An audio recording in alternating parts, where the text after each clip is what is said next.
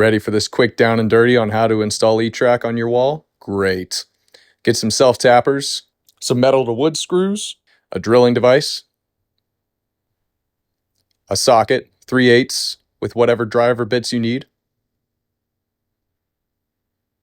a cutting device, hammering device, wood cutting device, a prying device, and a ratcheting device.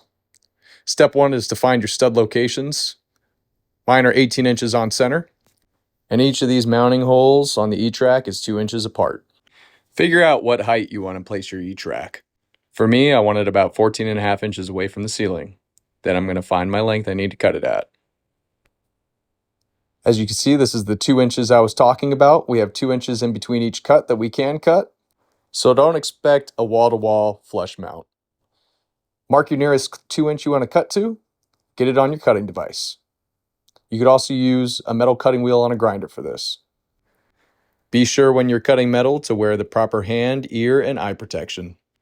I actually ended up getting this metal from a box truck that was in a scrap yard, so I was able to get it very cheap. With that, it had 20 years of grime on it, so I went ahead and took the extra step to clean it. After that, go ahead and verify your cut and placement. Since I want to make this installation as easy as possible, I figured I already use a screw that's in the wall. So I'm measuring from the ceiling to the center of the mounting hole to find a screw that matches that measurement. I'll then remove those screws so that I can use them as placeholders. Set your drill to 8 foot-pounds, then use those screws and holes to temporarily mount your E-Track. These screws used to hold up the plywood on the trailer are number 8s, and we have a number 14 size hole, which means we have a little bit of wiggle room to move the E-Track up and down. Now that that's done, I just want to go ahead and see if we're level on each side.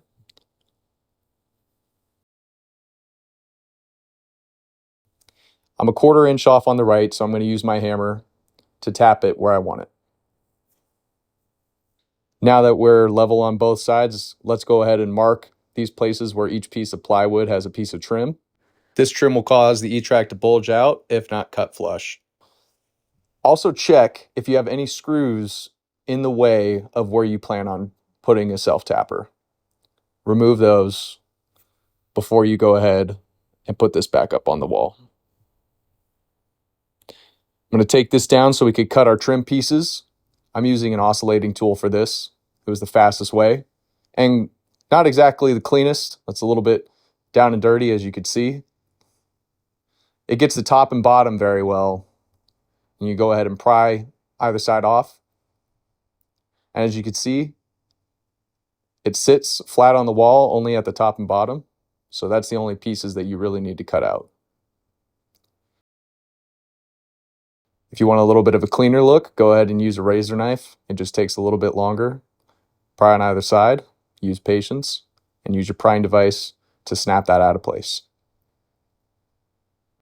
I could use those slits I just cut as guides to hold my E-Track while I line it up in place to put those temporary screws back in.